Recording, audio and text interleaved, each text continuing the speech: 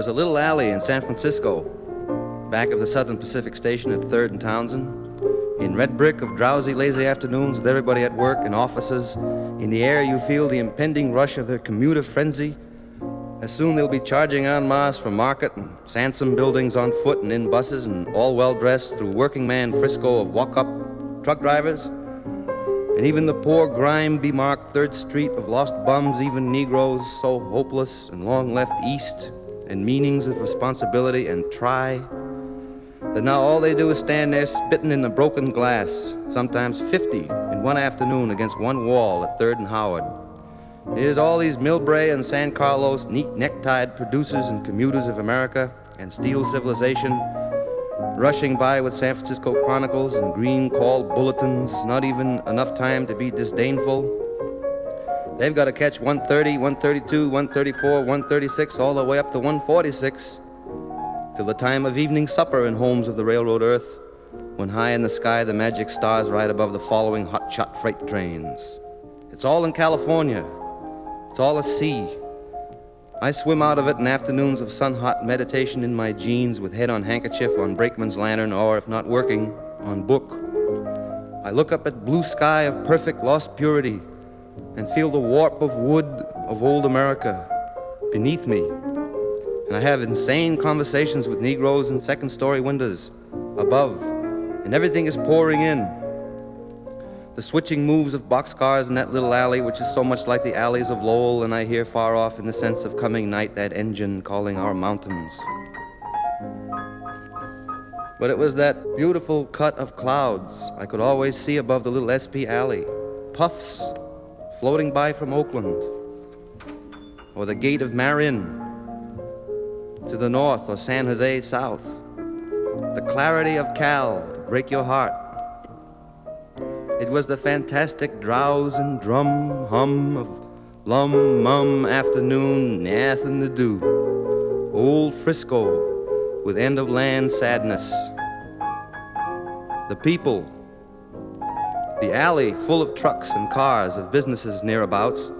Nobody knew or far from cared who I was all my life, 3,500 miles from birth, all opened up, and at last belonged to me in great America.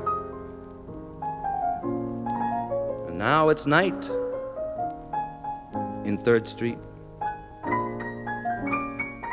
The keen little neons and also yellow bulb lights of impossible-to-believe flops. The dark, ruined shadows moving back of torn yellow shades like a degenerate China with no money. The cats in Annie's alley. The flop comes on, moans, rolls. The street is loaded with darkness. Blue sky above with stars hanging high over old hotel roofs and blowers of hotels moaning out dusts of interior. The grime inside the word-in mouths falling out tooth by tooth. The reading rooms tick-tock, big clock with creak chair and slant boards and old faces looking up over rimless spectacles bought in some West Virginia or Florida or Liverpool, England pawn shop long before I was born. And across rains, they've come to the end of the land's sadness, end of the world gladness. All your San Franciscos will have to fall eventually and burn again. But I'm walking, and one night, a bum fell into the hole of the construction job where they're tearing a sewer by day.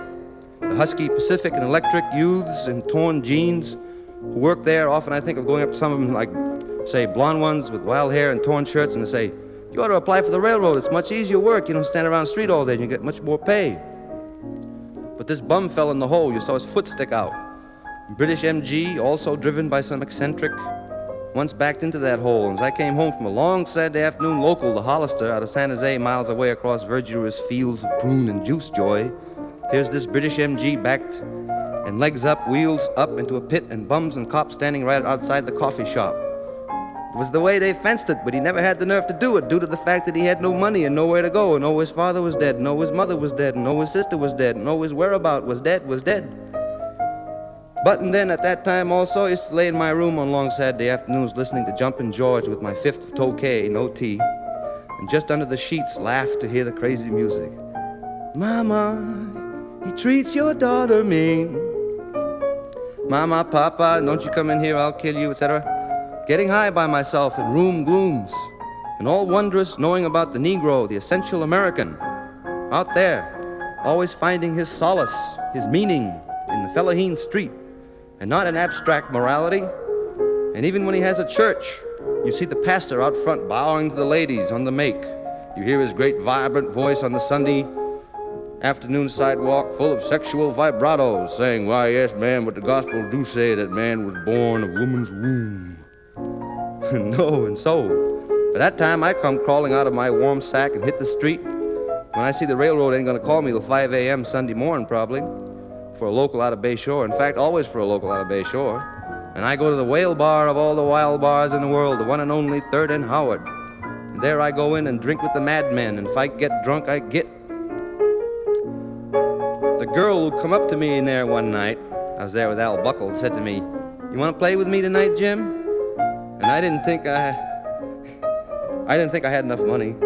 And I told this to Charlie Lowe, and he laughed, said, "How do you know she wanted money? Always take the chance that she might be out just for love, or just out for love. You know what I mean? Don't be a sucker."